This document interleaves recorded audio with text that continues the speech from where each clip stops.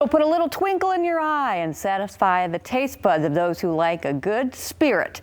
Gray Whale Gin is what they call California in a glass. So what's the story behind it and how each purchase helps protect the ocean? Joining us live via Zoom is founder Marsh. Good morning. Good morning, Leanne. How are you? I'm fantastic. How are you? Looks like you'll be better here in just about 3 minutes, right? Oh, it's going to be. I'm going to make a couple of wonderful cocktails, but yeah, this is the little gray whale. I'll show you the bottle right up front. Oh, that's cool. But actually, what I will point out is that coastline. If you can quite make it out, it's actually a wee bit easier to see on my shirt here. But that's the Pacific Coast, and this namesake, this little gray whale. It has its babies in a place called San Ignacio Bay in Baja, California. And it migrates all the way up our beautiful coast, all the way to the Arctic, past Alaska, and it's the longest known migration to mankind. So we thought, is there a way to make a gin that celebrates that crazy, beautiful journey by supporting ocean conservation through our support of Oceana? But not only oceans, obviously they support waterways all throughout the world, especially the Great Lakes as well. Oh, I love that. And you guys have a personal story as far as how you got to that point, too, as far as naming it the Gray Whale and experience you went through. So I love that you've actually made this all kind of come together. So what is it that you're going to make for us today? We did, yeah. I mean, we were on a camping trip up in Big Sur, and, very inspiring place to be, and seeing a whale on its own migration. It really just inspired us to create this gin and walk away from our careers at the time. But what we're going to make for you is, first of all, a French 75. I think we're all, ready for some sort of celebration with everything that's going on in the world. So the French 75 is a classic. It's super simple to make. First of all, 1 ounce of Gray Whale gin. I need a jigger. I'm going to grab that. A jigger is a little measure. Oh, Can't believe I forgot that. Oh, that's all right. So I could have free-handed it. I say, yeah, we don't discriminate. No. 1 ounce of Gray Whale gin, half an ounce of simple syrup. This is Sonoma Simple. All that is 50% sugar, 50% water, and then half an ounce of lemon juice.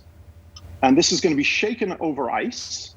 So again, super easy. It's 1 ounce Gray Whale, half an ounce of simple, and half an ounce of lemon juice. Shake this just for a few seconds and strain it into a champagne flute.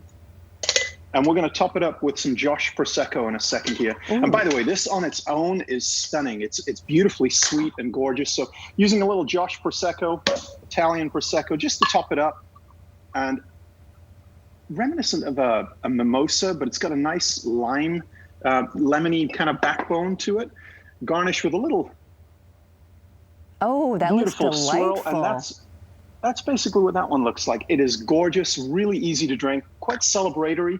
And if you're into something else, I can make another cocktail if we have enough time. Go ahead. Fabulous. This one we call the Whale Hello There. And it's, again, very, very easy. We like our cocktails to be super approachable and easy. And if you like a margarita, you would love this one. So first of all, we're putting ice into the cocktail tin. Lemon juice, lime juice. Always use fresh. So half an ounce of lemon, half an ounce of lime, and a little agave syrup. And if you don't have agave, use a little honey, but agave nectar is the way to go. It adds that almost margarita component. And why did we come up with this cocktail? Well, that's where the whales are from. They're from that Baja Peninsula. And then 2 ounces of Gray Whale gin. So we're getting kind of a little bit more boozy on this one. But it's a shaken cocktail on the rocks. It is fabulous. So why is it that you guys came up with gin? Why did you go that route? Well, simply put, we wanted to create the next great American spirit. And we happen to live in California. We thought California was a great state to live in, and why not create a spirit that really celebrated California? So the one spirit, by the way, that's what this one looks like. Ooh, nice. And it is super delicious and refreshing.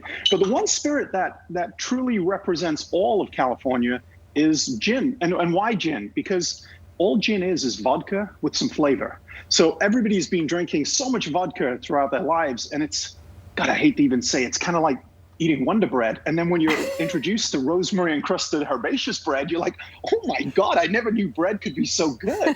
So that's what gin is. Really, it's but the problem with a lot of old school gins is they taste like the old school gins. This one doesn't taste like an old school gin. It's refreshing. It's new. It's American. And oh, sorry, my alarm is going off because I knew we had a.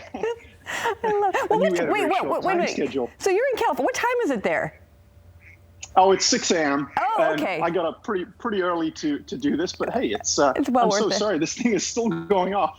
Well, it's 5 o'clock somewhere, 5 p.m. somewhere, right? So those drinks are fair game to you. So can we get that gin here in Michigan? Oh yeah, you can get it all over. We got a wonderful distributor, Great Lakes Distributing, that have put it all over your beautiful stores and bars and restaurants, the ones that are open. It'll be there. Okay. But if you don't see it, go to our website, graywhalegin.com. You'll be able to do a store locator. All right. Well, cheers to you, or I should say salute. That seems a little bit more fitting. So salute.